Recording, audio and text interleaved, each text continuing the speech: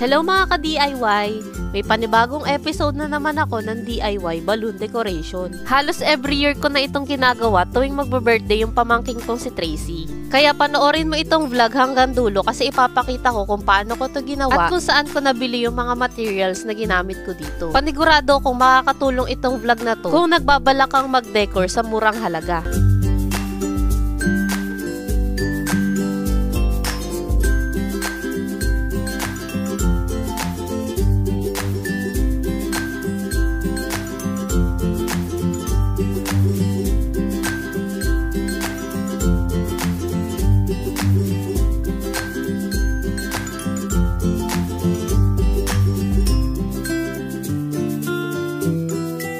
Kaya tara, samahan niyo akong gumawa ng DIY Lego Team Balloon Decoration.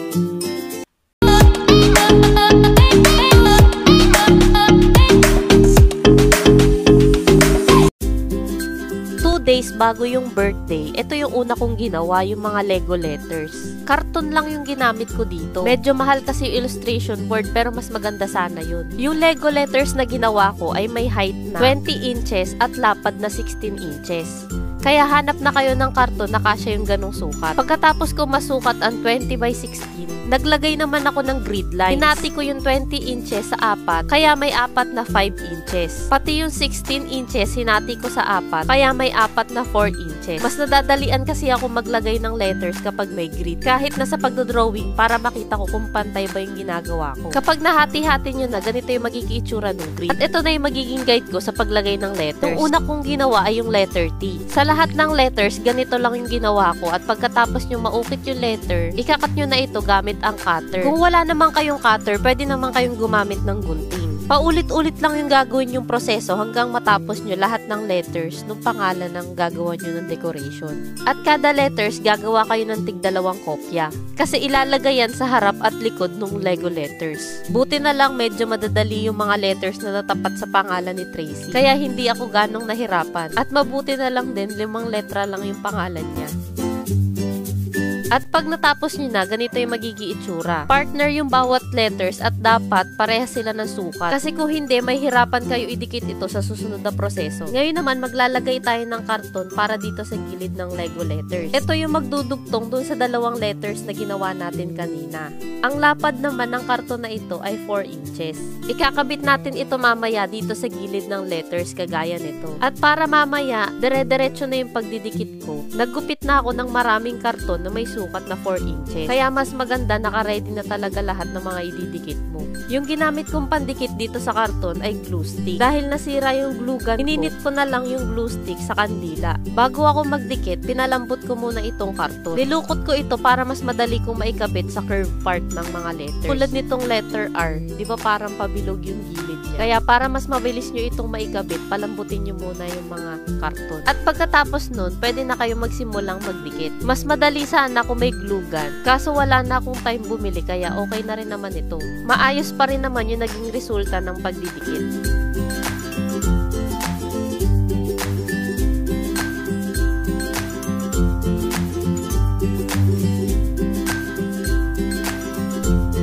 Kapag natapos nyo ng dikitan lahat ng side, ganito yung magiging itsura ng letter. Ready na ito para takpan yung likod. Ganun lang ulit yung proseso, ididikit nyo ito gamit ang glue stick. At ganito yung naging resulta sa 5 letters na ginawa ko. Ganito yung itsura sa harap. At ganito naman sa likod. Kung mapapansin nyo, yung letter R tsaka T ay may sobrang karton. Nilagay ko yan para hindi matumba yung letters. At yung pinaggupitan na karton kanina, wag nyo itatapon kasi pwede pa natin niya magamit sa susunod na proseso. Pwede pa itong magamit para sa bilog-bilog na design ng Lego. Yung ginamit kong pambilog dito ay yung takip ng lace. Kung wala naman kayo nito, hanap na lang kayo ng bilog na may 8 cm na diameter. Marami-rami yung bilog na magagamit. Kaya katulad ng ginawa ko kanina, nag-prepare na rin ako ng maraming mga bilog-bilog para mamaya dire-diretso na lang yung pagdikit ko. Next naman, yung ilalagay naman natin dito sa gilid ng maliliit na bilog. Hanap ulit kayo ng karton at ang sukat na kailangan natin ay kalahati nitong ruler. Pagkatapos niyan ay gumupit din kayo na kasing dami ng bilog na ginupit ko kanina. Ganon ulit yung gagawin nyo. Mas maganda yung maggupit na kayo ng marami para hindi kayo patigil-tigil sa pagdikit mamaya. Siguro mas mabilis yung proseso na to pag may katulong kayo. Ako kasi mag-isa ko lang to ginawa kaya mas gusto ko naka-prepare na lahat. At pagkatapos nyo magupit itong maliliit na karton, lukutin nyo din para lumambot kasi ilalagay natin ito sa gilid ng bilog. Glue stick pa rin yung gagamitin yung pandikit dito. Ayan yung resulta ng paglukot natin sa karton. Mas madali na siyang idikit ng pabilog. At kapag nakagawa na kayo ng marami nito, ang next step natin ay ididikit na natin ito dito sa letters.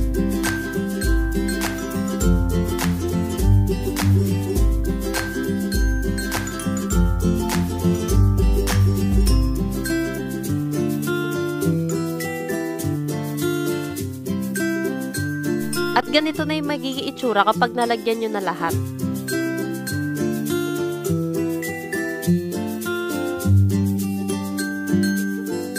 Pagkatapos ng Lego letters, itong mga Lego naman yung gagawin ko. Ang una kong ginawa ay ang 2x2 Lego. Square ang shape nito kaya dapat pare-parehas ng sukat yung bawat sides. At ang sukat nito ay 10 inches. At katulad sa letters, 4 inches din yung gilid nito. Same process lang ulit kagaya nung sa letters kanina, lalagyan nyo lang ulit yung side nito ng 4 inches na karton. At gumawa ako ng iba't ibang size ng Lego.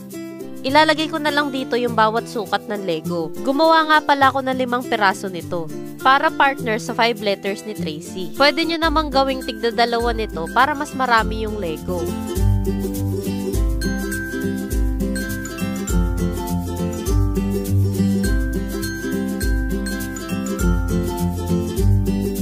At kapag natapos nyo na yung letters at Lego, pwede na mag-start magpintura.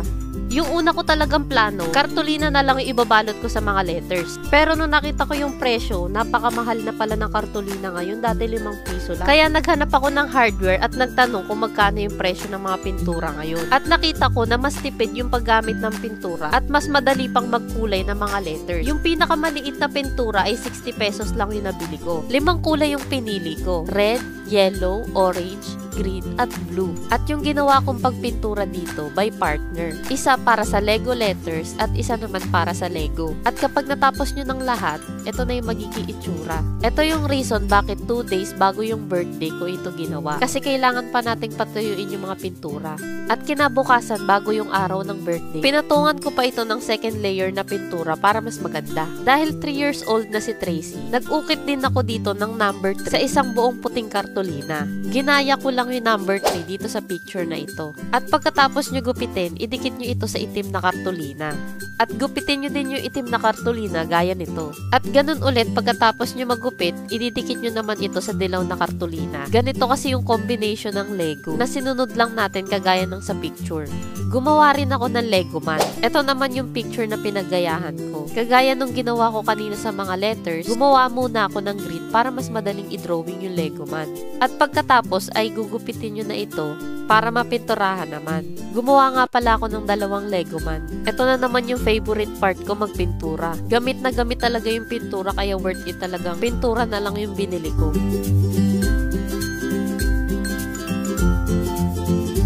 Patuyuin nyo lang ito para makabit na yung mga mata at bibig. Gamit yung pinagupitan dun sa kartolinang black, gumupit lang ako ng bibig tsaka mata dito. Glue nga pala yung pinandikit ko. Pati sa natirang puting kartolina, gumupit din ako dun para sa word na Lego. At gamit naman yung pentel pen, ginamit ko ito para mas malinaw pa yung ibang detail.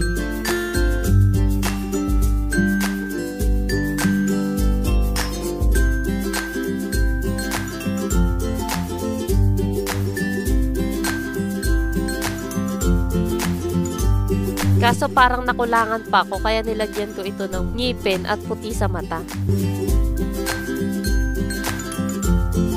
At ito na yung mismong araw ng birthday. Ang una kong kinabit ay ang telang pula. Dahil mahaba ito, ginawa ko na rin ito sa pin sa lamesa. Ang susunod na kailangan ay ang mga balloons. Green, blue, yellow, at red yung mga colors na napili ko. At para mas mabilis yung pagpapalobo, gumamit ako ng electric balloon pump. Lalagay ko na lang sa description kung saan ko ito mga nabili. Sa pagpapalobo ng balloons, by partner din yung paggawa ko. Magbubuhol kayo ng tig 2 balloons at ititwist nyo ito sa isa pang 2 balloon, kagaya nito. Bale, magdidikit-dikit yung 4 na lobo. Unahin nyo muna magpalobo ng balloon at pagdikitin lahat muna para mamaya ikakabit na lang natin ng sabay-sabay. Bumili rin ako ng 36 inches na balloon para mas maganda yung design. Mas okay kasi yung itsura ng balloon decoration kapag magkakaiba ng size yung mga balloons. Bawat kulay nga pala na pinalobo ko, tigto 24 pieces. At para naman mapagdikit-dikit ko yung mga lobo, ginamitan ko ito ng PC. Sa Shopee ko lang din ito nabili, kaya check nyo na lang yung link na nasa description. Madali lang ito gamitin kasi ibubuhol nyo lang ito sa mga lobo. Kagaya ng ginagawa ko dito. Dahil binuhol ko na ng tiga-4 yung lobo, mas madali na itong ikabit.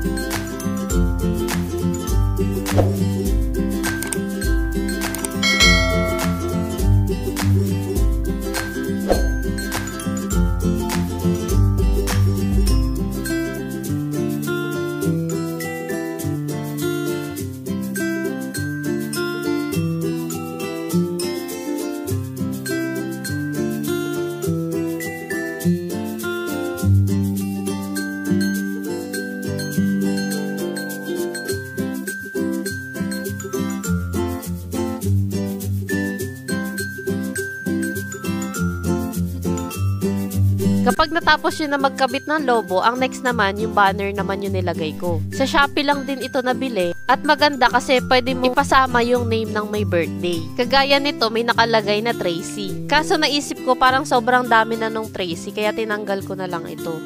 Madodoble na kasi yung word na Tracy kasi meron na akong ginawang Lego letter.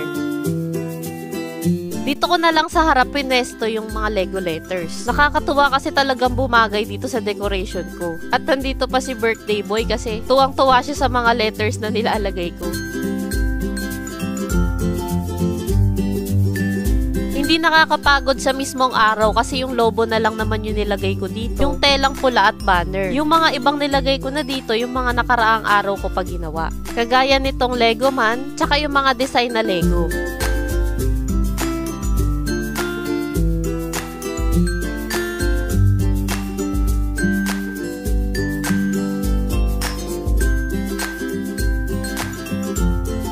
At yung age ni Tracy na 3 na ginawa lang sa kartolina, dinikit ko lang ito sa pader gamit ang masking tape. At dahil parang may kulang dito sa gilid, nilagyan ko na lang din ito ng lobo na green, blue, tsaka yellow. Etong kinakabit ko, kasama to dun sa banner. May 4 na pirasong ganito, kaya nilagay ko na lang dito sa table. At kapag nilagay na yung cake, ganito yung magiging itsura. Grabe, sobrang worth it ng pagod kasi tingnan nyo naman ang ganda ng decoration. Nasa imagination ko lang ito pero ngayon ito na nagawa ko na. Mas maganda, punuin nyo yung table na mga candies kasi ayan ang mga paborito ng mga bata. At ito na yung pinaka-finished product ng DIY Lego Team Balloon Decoration.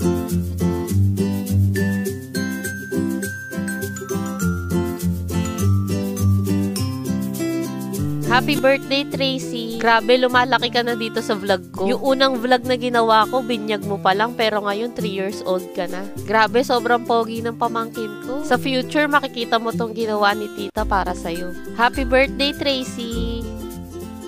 At kung nakatulong sa inyo itong vlog ko, huwag nyo kalimutang mag-like, share at comment. At huwag nyo na rin kalimutang mag-subscribe. Yun lang, maraming salamat. Hanggang sa susunod na DIY. Bye!